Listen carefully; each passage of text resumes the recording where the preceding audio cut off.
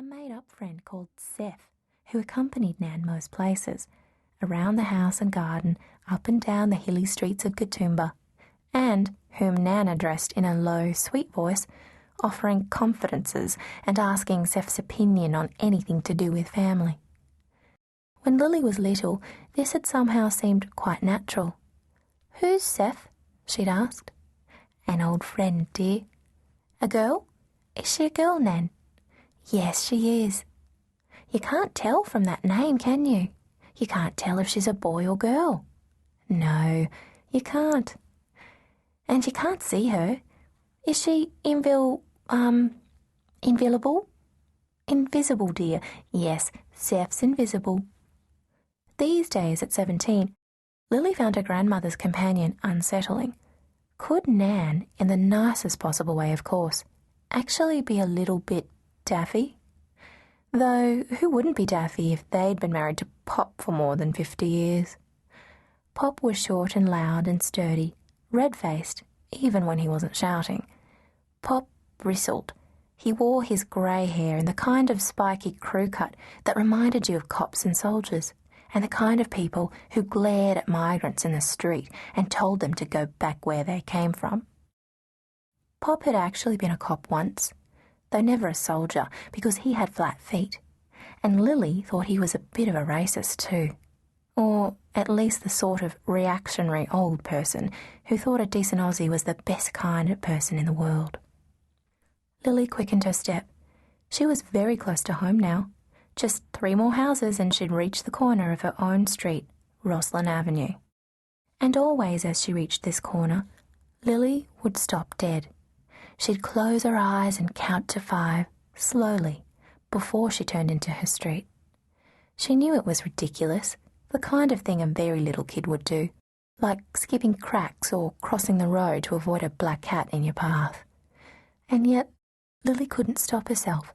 She had to do it, because when turning that corner, she was always seized by a panic that the house would be gone, nothing left of it except a pile of smoking dust and ashes and a thin trickle of smoke rising up above the trees of Roslyn Avenue and escaping into the sky.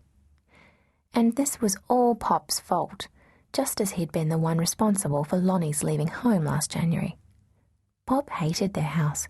He said it was a dump. He said it was unsanitary and falling down, though not falling fast enough for him. "I could burn it down for you," he kept on offering. "When you're out, of course. You'd get a fortune for the land, and with the insurance you could buy yourself a really decent place. Something fit for human habitation."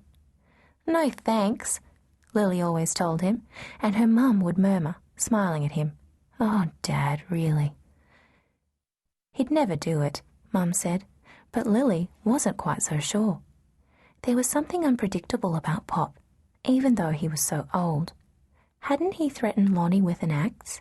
Told him that if he dropped out of one more course or one more job, he'd feel the edge of it. What kind of grandfather was that anyway? Grandfathers were supposed to be kind and understanding, sympathetic to their grandchildren's problems, weren't they?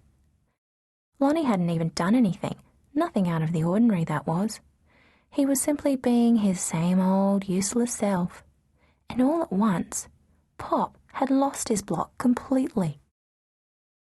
1, 2, 3, 4, 5, counted Lily, and she stepped bravely round the corner into Roslyn Avenue, where she saw at once, as she always did, that the house was still standing.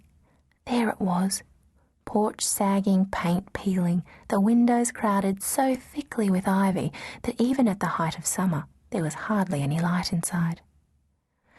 "Mummy, I want to go home," the small daughter of a charity collector had bellowed a few days earlier, when Mum had asked them into the house while she went in search of her purse. "This is the witch's cottage."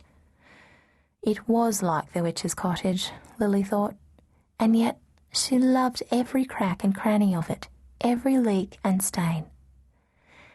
"Is that stain on the ceiling of my room still there?"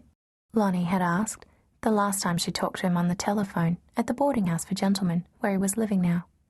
"The one shaped like a cauliflower?" "Course it is. You know,